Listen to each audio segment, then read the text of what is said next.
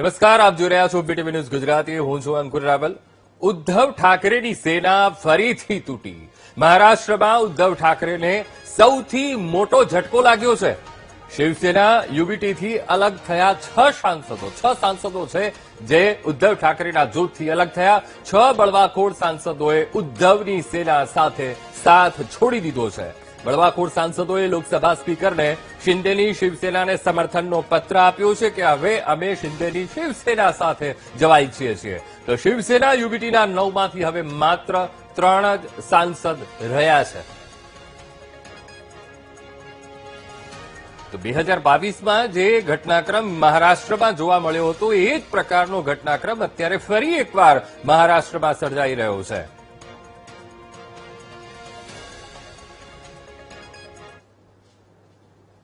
તો ઉદ્ધવ ઠાકરે જૂથના સાંસદોમાં ફરી એકવાર અસંતોષ જોવા મળ્યો છે.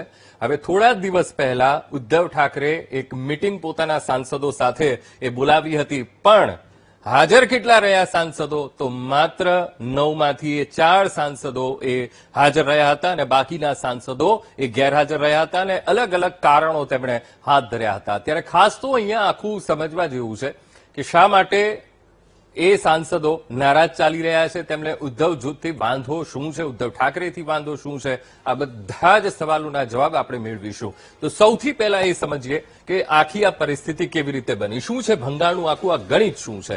ભંગાણનું ગણિત એ છે કે હવે શિવસેના યુબીટી એટલે કે ઉદ્ધવ બાલાસાહેબ ઠાકરે ગ્રુપ છે એ પાસે લોકસભામાં કુલ 9 સાંસદો અત્યાર સુધી એમના જૂથ સાથે તેઓ ચાલી રહ્યા હતા. સાથોસાથ 9માંથી 6 સાંસદ શિંદે જૂથ અથવા તો એનડીએમાં જોડાઈ શકે છે એ સ્પષ્ટતા આપી દીધી છે. ને હમણે જે આખો અહેવાલ આવ્યો છે એમાં એવું કહેવાય છે કે શિંદે જૂથ સાથે જવા માટે એ તૈયાર છે. સાથોસાથ શિવસેનાના યુબીટીના 16 ધારાસભ્ય પણ સાથ છોડી શકે છે. હવે સાંસદોએ તો પોતાનું આખો રસ્તો ક્લિયર કરી લીધો છે, એમણે સ્પષ્ટતા બતાવી દીધી છે. તો હવે ધારાસભ્યો પણ એ તૈયાર દેખાઈ રહ્યા છે. તો આ તરફ પક્ષ પલટા વિરોધી કાયદાથી બચવા બળવાખોરોને 2/3 બહુમતીની એ જરૂર પડતી હોય છે. જો ઓછી સંખ્યામાં હોય તો એ કાયદો તેમના પર લાગુ પડી શકે, પણ 2/3 બહુમત સાથે જો તેઓ નીકળે છે તો એમને એ કાયદો લાગુ નહીં પડે. 6 સાંસદ અલગ થાય તો કોઈ સંકટ વિના ધાર્યું કામ એ પાર પડે. તો પહેલા તો 5 સાંસદો એ મિટિંગમાં હાજર નહોતા રહ્યા, પણ હવે એમાં 1નો ઉમેરો થઈ ગયો છે અને હવે 6 સાંસદો તેની સાથે નથી. ત્યારે બળવાખોરોને વાંધો ક્યાં પડ્યો? આ સવાલ સૌ કોઈને થતો હશે. ભાઈ એવી કઈ તકલીફ એમને પડી? તો કેટલાક સાંસદો સંજય રાઉતની મનમાનીથી એ નારાજ ચાલી રહ્યા હતા. સતત એમની એ ફરિયાદ એ રહેતી હતી કે સંજય રાઉત પોતાના મનનું ધાર્યું એ કરી રહ્યા છે. આ તરફ સંજય રાઉતની એક હથ્થું શાસન ચલાવવાની જે શૈલી છે એ શૈલી પક્ષને ભારે પડી છે અને સતત રજૂઆત એ કરવામાં આવતી હતી કે એક તરફી આખું જઈ રહ્યું છે જે તેમને પસંદ નહોતું આવતું. સાથે જ શિવસેનાના યુબીટીમાં ઉદ્ધવ ઠાકરેની સ્થિતિ ધૃતરાષ્ટ્ર જેવી એ થઈ ગઈ હતી. સતત એ લોકો એ પણ અનુભવી રહ્યા હતા કે કંઈ પણ રજૂઆત થાય છે, કંઈ પણ ફરિયાદ થાય છે, પણ આ તરફથી ઉદ્ધવ ઠાકરેથી કોઈ પણ જાતના પગલાં લેવામાં નહોતા આવતા. સાથોસાથ બળવાખોરોએ સંજય રાઉતની ફરિયાદ કરી પણ પરિણામ કંઈ હાથમાં લાગ્યું નહીં. ગમે તેટલી રજૂઆતો થઈ પણ રજૂઆતો એ ઉદ્ધવ ઠાકરેના કાન સુધી એ પહોંચી નહીં અને જેના કારણે આ સૌથી મોટો વાંધો માનવામાં આવે છે સંજય રાઉત.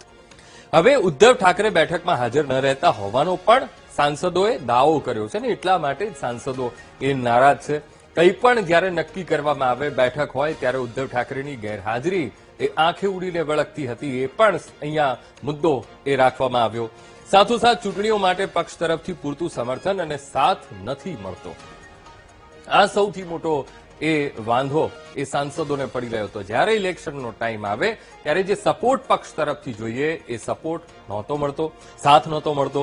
વરિષ્ઠ નેતાઓ રાજ્યસભાની ટિકિટ ન મળવાને કારણે પણ નારાજ ચાલી રહ્યા હતા. એક આખું જૂથ છે કે જેમને એ નારાજગી છે, અલગ અલગ વાતને લઈને નારાજગી છે અને આજે એ નારાજગી ચરમસીમાએ પહોંચી અને 6 સાંસદોએ સાથ છોડી દીધો છે. હવે મહિલા અનામતમાં પાર્ટીએ વિરોધ કરતા પણ સાંસદો એ નારાજ થયા હતા. હમણે જ મહિલા અનામતનું આખી કાયદો અને એને લઈને વિરોધ કરવામાં આવ્યો, તેને લઈને પણ સાંસદોએ પોતાની નારાજગી એ વ્યક્ત કરી.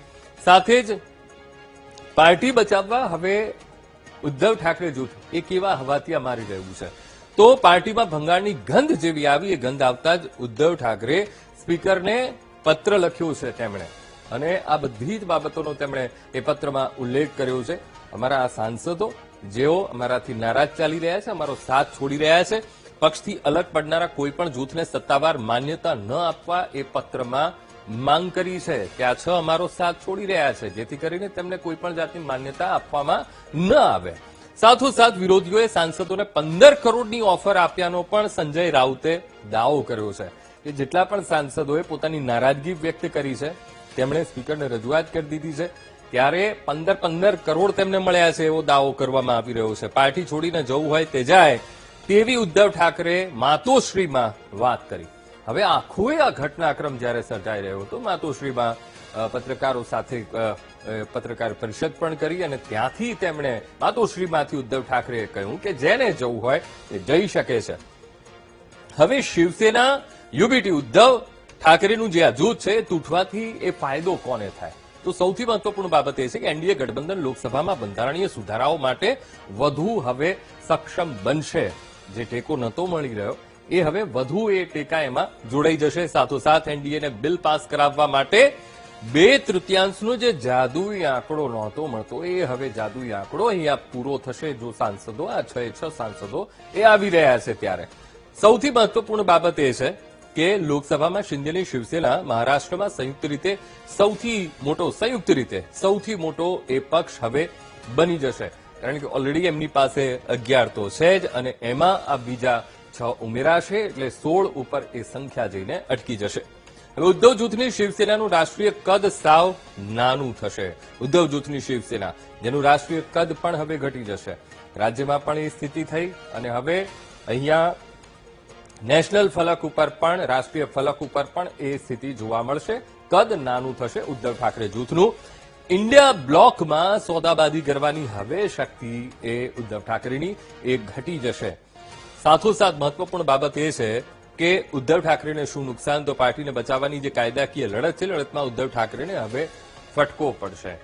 એક બાદ એક ઉદ્ધવ ઠાકરેને પીછેહટ અહીંયા મળી રહી છે. 2022માં પણ આ જ પ્રકારનું આખું ચિત્ર ઉપસી આવ્યું હતું. સાથોસાથ કાર્યકરો અને સ્થાનિક પદાધિકારીઓનું પણ મનોબળ ઘટશે, કારણ કે એક બાદ એક નેતાઓ તેમનો સાથ છોડી રહ્યા છે, સાંસદો જે સાથ છોડી રહ્યા છે, તેના કારણે જમીની સ્તર ઉપર તેની સીધી અસર જોવા મળશે. આ તરફ જિલ્લા પ્રમુખો, કાઉન્સિલરો અને પાયાના જે કાર્યકરો છે એ પણ પાર્ટી છોડી શકે છે, એ પણ પાર્ટી છોડશે તેવા પણ રાજકીય નિષ્ણાતો એ અનુમાન લગાવી રહ્યા છે. સાથોસાથ સાંસદો સાથે કાર્યકર્તાઓ પણ જવાથી સંગઠનનું માળખું આખું જે છે એ માળખું ખોરવાઈ જશે. જે વર્ષોની મહેનત છે એ મહેનત પાણીમાં જતી અહીંયા સ્પષ્ટ રીતે દેખાઈ રહ્યું છે, કારણ કે એક બાદ એક નેતા એ સાથ છોડી રહ્યા છે. હવે જ્યારે સાંસદો નીકળી રહ્યા છે, એમની પાછળ એમના ટેકેદારો, સમર્થકો, કાર્યકર્તાઓ એ બધા જ નીકળશે. ઉદ્ધવ ઠાકરેની પક્ષને એકજૂટ રાખવાની જે ક્ષમતા છે, ક્ષમતા પર રાજકીય સવાલો પણ ઉભા થશે. કારણ કે આ પહેલા પણ એકનાથ શિંદેને પણ તેઓ નહોતા મનાવી શક્યા, તેમની સાથે એ નહોતા રાખી શક્યા. ત્યારબાદ હવે આ જે સાંસદો છે એ સાંસદોને પણ તેઓ સાચવી નથી શક્યા. તેના કારણે આ સવાલો ઉભા ચોક્કસથી થશે. હવે ઉદ્ધવ ઠાકરે સંજય રાઉત પર નિર્ભર રહેવાની વાતને એ બળ મળશે. જે આ જે 6 સાંસદો છે જેમણે નારાજગી વ્યક્ત કરી છે, બળવાખોર બન્યા છે, પહેલેથી એમની આ રજૂઆત હતી કે સંજય રાઉતનું પ્રભુત્વ અહીંયા વધી રહ્યું છે, એમની મનમાની ચાલી રહી છે, તો હવે એ વાતને પણ અહીંયા બળ મળતું જોવા મળશે. સાથોસાથ જૂન 2022માં શું થયું? કારણ કે 4 વર્ષમાં બીજી વાર યુબીટીમાં બળવાની સ્થિતિ ઉભી થઈ છે. પહેલીવાર સૌથી મોટું ભંગાણ જૂન 2022, જ્યારે પહેલીવાર સૌથી મોટું ભંગાણ એ થયું હતું જ્યારે વિધાનસભાના ઇલેક્શન્સ એ આવ્યા હતા મહારાષ્ટ્રમાં, ત્યારે 21 જૂન 2022નો એ દિવસ, અને જ્યારે એકનાથ શિંદે સહિત 40 જેટલા શિવસેનાના ધારાસભ્યોએ બળવો કર્યો હતો, ઉદ્ધવ ઠાકરેનો સાથ તેમણે છોડી દીધો હતો, એ દિવસ 21 જૂન 2022નો, જ્યારે સૌથી મોટો ફટકો ઉદ્ધવ ઠાકરેને પડ્યો હતો. પછી શું થયું? 29 જૂન 2022 હવે ફ્લોર ટેસ્ટ એ થવાનો હતો, અને એ ફ્લોર ટેસ્ટ પહેલા જ ઉદ્ધવ ઠાકરે સીએમ પદ પરથી રાજીનામું આપી દેવું પડ્યું હતું. તેમને સંખ્યાબળ નહોતી થતી, અને માટે જ ફ્લોર ટેસ્ટની પણ તેમણે રાહ નહોતી જોઈ.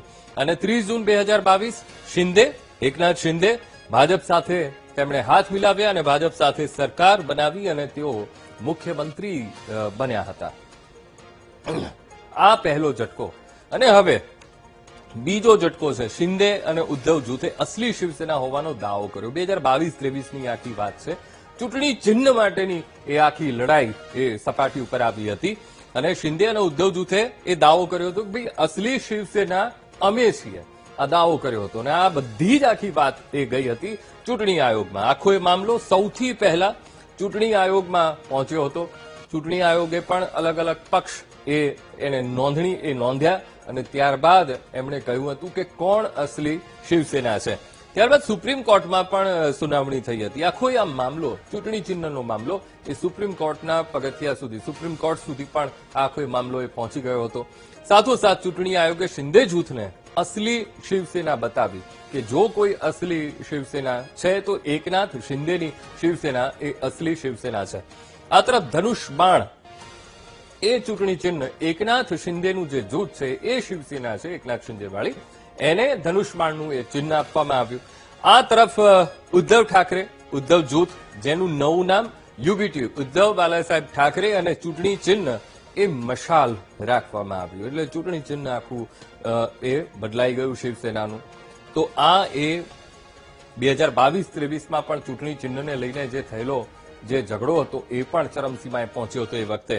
હવે બળવાખોરમાં કોણ કોણ છે એ પણ અહીંયા જાણવું જરૂરી છે. તો સંજય દેશમુખ જે યવતમાલના એ સાંસદ છે, એ ક્ષેત્રનું તેઓ પ્રતિનિધિત્વ કરે છે. અત્યાર સુધી ઉદ્ધવ ગ્રુપમાં હતા, હવે તેઓ શિંદે જૂથમાં જઈ રહ્યા છે.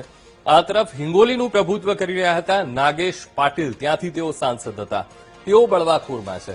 સંજય જાદવ પરમણી બેઠક અને પરમણી બેઠક ઉપર નું પ્રભુત્વ તેઓ કરી રહ્યા છે.